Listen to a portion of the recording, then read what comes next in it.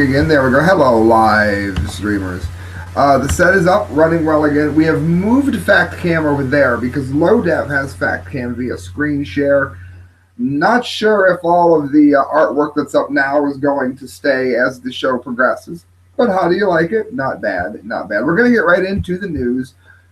This is brought to you by none other than D. Allen Ross, who is the author of a book called The Day the Lights Went Out. And I'll tell you what, if you haven't read it, make sure you do. He contacted me and I looked it up online. And I'm always looking for authors on the show. And he said that this was a humorous read. So I read it, and it is. So do yourself a favor and do the same. Make sure that you read it. And make sure that you tell other people about this story. How about that? Truthout.org. Seaborne Fukushima radiation plume hit West Coast. Corporate media reported it dangerously. Here's what's interesting to note about this. I had forgotten to mention it on the Fukushima show, and it was brought to my attention. I want to make sure that you guys understand that this is affecting the food that is coming into the country now. It's also affecting the lives of everyone on the West Coast. You can see this in the rise in cancer rates that are spiking up and down all over the West Coast. The kinds of cancers, unfortunately, that are actually associated with radiation, I might add. And you find this as well in terms of them saying that America has been affected by Fukushima. Fukushima wasn't as bad as Chernobyl. Well, for one thing, it's worse. Second of all, Chernobyl wasn't something that would be used as a yardstick, as in anything less would be okay, considering the birth defects that erupted in Belarus after it. Look that up someday. It is not a question anymore. Radiation produces cancer, and the evidence is good all the way down to the lowest doses, says the late John Goffman, professor emeritus at the University of California, Berkeley, in his book, Nuclear Witness, Insiders Speak Out. Now, for those of you that know about the things that Michael Savage, the commentator, has done outside of radio commentary, will know that the California School of Berkeley is very astute with such things. On December 12, 2016, Enviro News U.S. Editor-in-Chief Emerson Urey touched off a firestorm with his new article, It's Finally Here. Radioactive plume for Fukushima makes landfall on America's West Coast. We covered it. It says that medical science and epidemiological studies have demonstrated time and again that there is no safe amount of radiation for a living organism to be subjected to, period. Now, what does that mean? It means that all of the background radiation that you keep hearing about being so safe, that's not really true. Your routine releases that you see in nuclear power plants, those are not safe. These happen, as I've said 100 times, even when the plants are running properly. Look up the work of Dr. Helen Caldicott if you doubt me. If you doubt that doctor, look up Chris Busby. There are a lot of people to talk to you about this. Now, here's what some people don't realize. There is some question as to whether or not repeated microwave use causes cancer. A study that you can do in your own home is to buy 2 plants. Give one of them water, which comes only from the microwave, not while it's still boiling, and take another one and only give it water that has never been in the microwave. And inevitably, the one that has had microwave water will die. That's problematic. Let's say that they claim that cell phones are safe because you're only, you have 1, 2 cell phones on you. Okay, what if you are a bus driver? What if you spend copious amounts of time on a train or an airplane? Maybe not an airplane because they're told to turn them off. But if you're around areas that always have maybe hundreds of thousands of cell phones on, like an office, is that healthy? This doctor is saying that such things are not. Now amplify that by something as large and as massive and daunting as the Fukushima disaster, which Chris Busby calls the worst disaster in human history. Multiply something as small as cell phones, which we have just shown could probably be somewhat dangerous, by about a billion, and you have some idea what Fukushima is. In this piece, Uri also exposed other news agencies like NBC and New York Post, USA Today, and The Inquisitor, catching them with their pants down in the act of repeating the false assertions of the US and Canadian researchers, telling people not to worry about recently detected low amounts of cesium 134 found in salmon, and that the levels were safe and the accepted threshold of human health. And let me ask you something. How is it that cesium 134, one of the most toxic elements known to man, I must have said on 100 times on the show, there's a reason the band who was going for a scary effect used that name. It's one of the most lethal toxins in the world. There is no safe amount. If I told you that I put a little bit of fecal matter in your fish, would you like to eat the fish? Well, don't you know that radiation in the levels that they're finding in it is far, far more lethal than eating defiled fish? I mean, I don't mean to be gross, but it's simply the truth.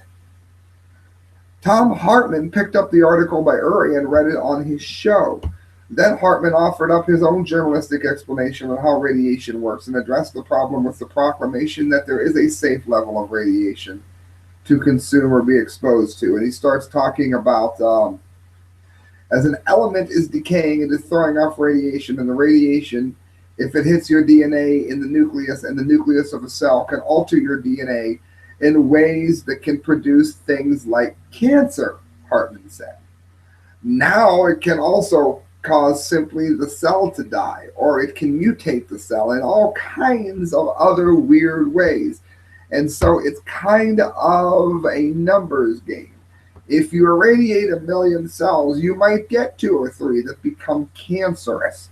That's all it takes, right? Bam, you've got cancer, Hartman continued in the video report.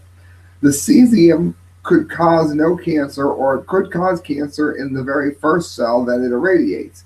To say that there is a safe level of radiation is frankly wrong. It's just wrong. Now, I hope that stands out to somebody. I hope someone's really listening to this, because Christelle is downstairs making turkey sandwiches before I begin my job at the Conservative Daily Post, where I write now. So am I talking to anybody? Is anybody listening, or is anybody paying any attention at all? If so, please leave a message in my comment line, because I happen to think that this matters very much.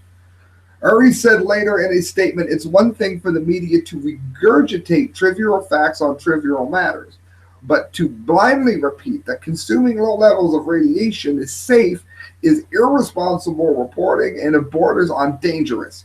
News editors, he writes, should take care to do their due diligence on a matter as serious as leading readers to believe consuming any amount of radiation is safe, when medical science and epidemiology dating back 50 years to present, we're talking about the writings of Einstein here, who helped, of course, dismantle the atom, have demonstrated repeatedly that that's just not true.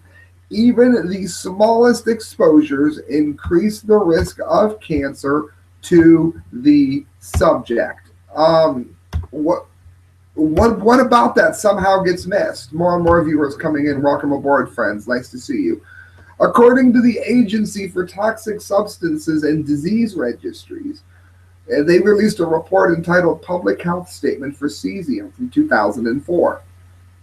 Stable and radioactive cesium can enter your body from the food that you eat or the water that you drink, from the air you breathe, or from contact to your skin. When you eat, drink, breathe, or touch things containing cesium compounds that can easily be dissolved in water, cesium enters your blood and is carried to all parts of the body.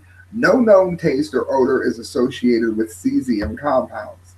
It's a lot like potassium, so your body sometimes doesn't know the difference, which is why it latches on to larger fish it eats and becomes more contaminated. In other words, it goes up the food chain.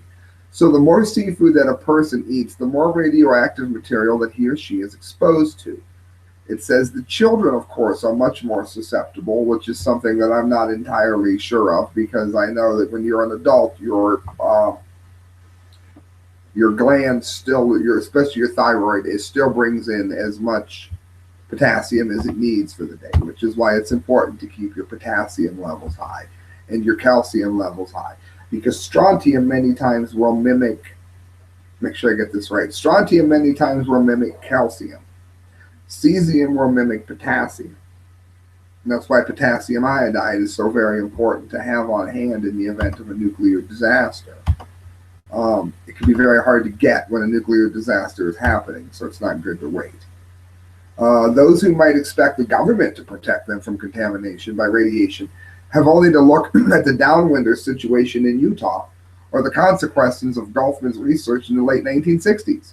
According to Golfman's obituary in the LA Times, Golfman and his colleagues at Lawrence Livermore National Laboratory, another source, Arthur R. Kaplan, developed data in '69 showing that the risk from low doses of radiation was 20 times higher than stated by the government. Now, isn't it interesting that everyone always talks about the dangers of not having enough government? Government needs to come in and protect me. Government lied to people and left them live in a poisoned area after doing bomb testings there. Hell, some of the people they told to watch the colors in the sky. In closing here, in an email, EnviroNews nuclear expert Arnie Gunderson said Japan had raised the maximum allowable level 20 times the previous number for civilians to be allowed into their homes. The U.S. and the EPA have considered such plans in the case of a nuclear accident. In food, the U.S. has allowable dosage of radiation that is 12 times what Japan allows. So, of course, we get a lot of Japanese food sent to us for the good of the bottom line. Isn't that just a wonderful thing to hear about? So don't tell me how government is going to swoop in like some amazing Batman and save us.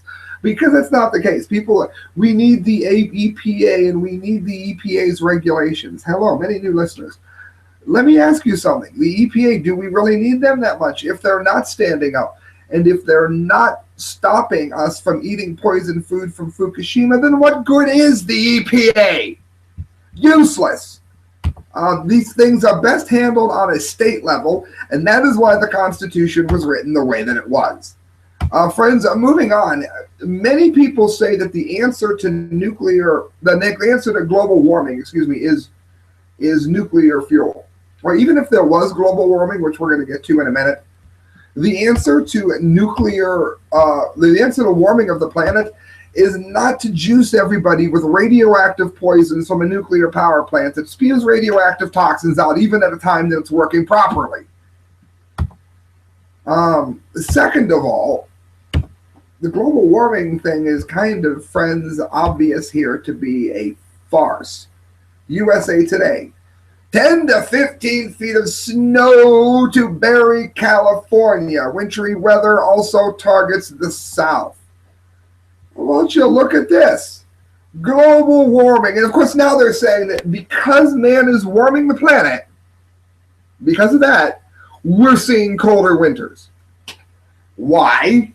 Because they're being caught in their lie and they have to claw and scratch at anything to prove that you should keep paying your gas taxes like a good sheeple. A series of winter storms is forecast to continue hammering California with several feet of heavy snow and driving rain over the next few days and into the weekend. Good news for the drought-plagued state and for ski areas, but potentially bad news for travelers and homeowners worried about floods and mudslides. It can come to Ohio. I'm a snowboarder and I'm dying here. Meanwhile, a storm could also spread a stripe of snow across the South, all the way from Texas to Virginia from late Thursday into Saturday. In the West, the combination of storms through this weekend has the potential to bring the biggest amount of rain and mountain snow to California since the drought began several years ago. Several feet of snow has already fallen in Sierra Nevada from one storm, and several more feet is on the way from a second. More intense storm could hit over the weekend. Now, I'm not going to go ahead and go on and on and on and on and on here and bore everybody to death, but please stay with me. Trust me, I'm going somewhere. Southern snow. Any snow that falls in the south over the next few days will be measured in inches, not feet, but it doesn't take much to wreak chaos there. After one round of snow Thursday in the Ohio Valley and the Appalachians, more substantial snowfall could by Friday and Saturday hit up in the south. Where?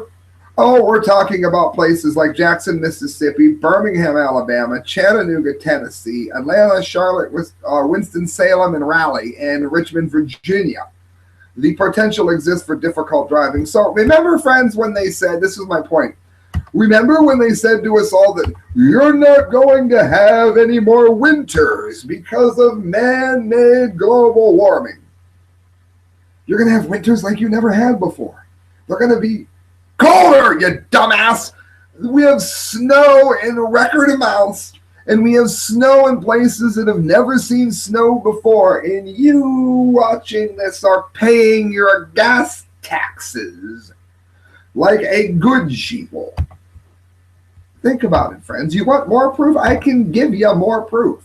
The Washington Post. Scientists say the global ocean circulation may be more vulnerable to shutdown than we have thought. Intense future climate change could have a far different impact on the world that current models predict, suggests thought-provoking new study just out in the journal Science Advances. Its atmospheric carbon dioxide concentrations were to double in the future. It finds a major ocean current, one that helps regulate climate and weather patterns all over the world, could collapse. The only thing wrong with this is they talk about times in the past that this kind of thing has happened before. Well, let me ask you something. What kinds of things caused this, 1,000 years ago? It must have been the caveman with his big truck that he was driving, warming the planet. And it must have been the caveman with his industrial revolution technology that we all know he had, burning coal in copious amounts that led to this the last time. Because man is being blamed for it this time, and it doesn't make any damn sense at all. The one more I'm going to get to, this one is with the Conservative Daily Post. It's an article that I wrote for them, so I'm not going to go ahead and read the whole thing. I'm going to invite you to do so. It's interesting in that I don't think anybody's reporting on these things as much as they need to be. The whole global warming hoax is falling apart. It says liberals won't like the newfound evidence revealing that their man-made global warming is a hoax. And it says that it is being reported that a frigid burst of weather is due to absolutely punish the entire continent of North America, leaving only Florida free of ice and misery. While cold in winter is no more shocking than a dog that barks, what does stand out is just what this cold front actually means. I'm going to read you one more section of it. When the entire story is known, it comes to light that this winter is proving to be much colder than any winter that we have seen in the last 15 years. The global warming alarmists have been screaming from the housetops for decades about how there is not going to be any more winter. Now that winters have gotten much colder, they are forced to say that global warming is causing colder winters. Go on, read the rest of it, friends. Conservative Daily Post. It's my column there. I just begun working with them. And that is 3 stories in a row, and I count mine not because I'm using myself as a source, but because I used many sources in my article, to be clear. Global warming caused by man is not happening. Don't believe me? Fine, don't believe me. Look up Lord Monckton. Look up the fact that planet hasn't warmed in 18 years. You'll find sources in science showing that this is the case. Look up the people who were stuck in the freaking ice. So they went ahead and they sent people to get them out of the ice, and they got stuck in the ice. Guess what the first boat was there for? To study the lack of ice. Is anyone listening to me at all?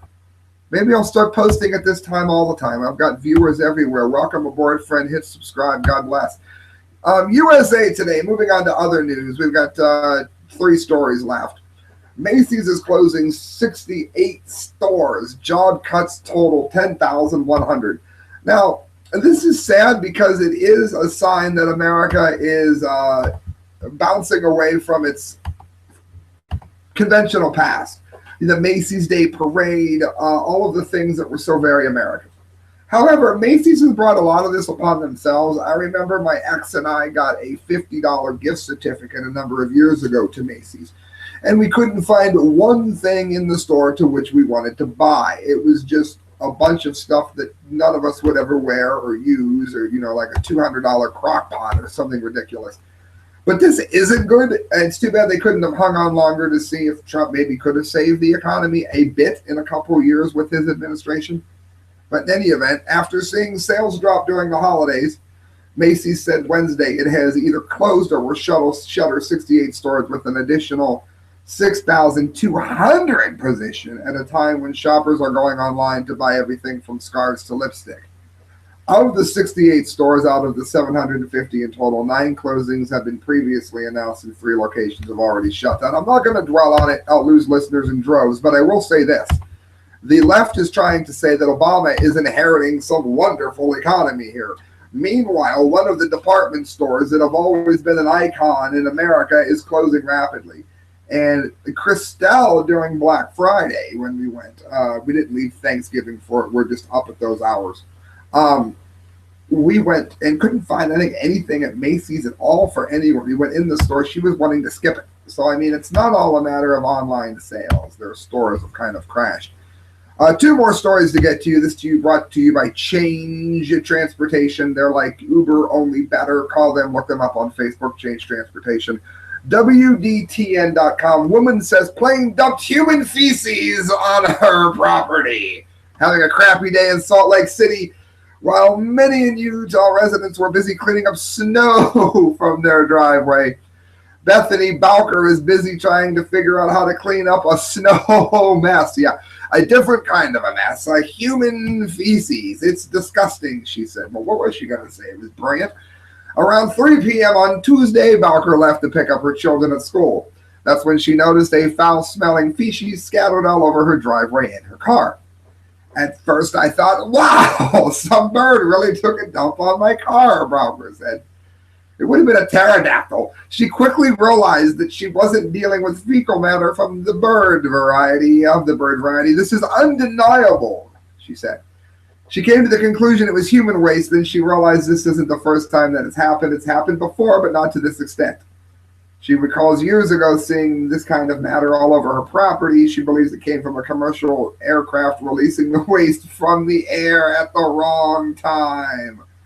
They might have been flying low at the time, she asked. So does flying low mean you're going to dump crap all over? The FAA periodically receives reports of blue ice, frozen wastewater, falling on a house. If a person calls or sees it, they should call the FAA. Friends, that may sound dumb, but it is not the DUMBDEE of the day. No. The DUMBDEE of the day is far dumber. How many of you have believed that Merkel is a brilliant person who cares so very much about the people of the world? Well, if you believe that, you're going to find that that's not the case. Going into our idiot DUMBDEE part of the day, closing out. Man dresses as ISIS fighter and walks straight across German borders. A Danish citizen claims to have shown how pathetic the security is between German and Danish border. Now, this is important. This is really important because this is the kind of thing that Trump is trying to make sure does not happen here. You have a huge problem. I'm not saying close the border down to people that genuinely need help. What I am saying is if you're going to allow the border to be open like Merkel is, then you need to make sure that the people, you have enough manpower to know who's coming there and why. And if you can't do that, then you may need to keep a better eye on how well your border security is really doing. And if not, if you fail to do so, then you will end up with something like this. A man dressed as an ISIS fighter with a fake gun and the terror network's flag claims in a video to have crossed the border several times. In his several alleged crossings back and forth between the two countries, not once is he stopped or questioned by authorities. The man is carrying a gun with an ISIS flag. He's wearing what are they? Christelle just bought me one for snowboarding. A baclava. In the video uploaded on YouTube, he has not been verified, and it is not clear exactly if it was when it was filmed or where. It comes almost a week after ISIS claimed responsibility for the Berlin terror attack, which claimed 12 lives. We covered that here as well as on Conservative Daily Post. Alongside the video, the uploader writes, a Danish citizen dressed in Islamic State gear, flag, and fake gun to show how pathetic the border between Germany and Denmark is. We test our border controls. Can an ISIS terrorist cross the border unannounced? Border controls were non-existent. Do you feel comfortable with your open borders? There you go. You can. Those of you that are watching on the fact cam are seeing the proof of what he did there. Friends, it does make you wonder. I'm going to go ahead and just let the video here run without any sound, and you guys decide. Is that the kind of America that you're going to feel safe with? If for some reason, live listeners, Google's not allowing me to screen share to you. Does that sound like a good idea to you? Because it doesn't to me. Friends, if you would like to donate, you can do so at thecorrectviews@hotmail.com. Every penny that you guys give to me, it goes towards a better show. I have a crappy camera. I have crappy lights. What I need is help from you to make a better show for all of you. I'm doing my best, and I need your help. So thecorrectviews@hotmail.com through PayPal does just that. Thank you for listening, because hitting share and hitting subscribe also does that. Retweeting does that. Letting people know that the show is out here and that the things that I'm saying matter, all of that helps, and I appreciate you for helping. Good night, friends. God bless, and thanks for listening.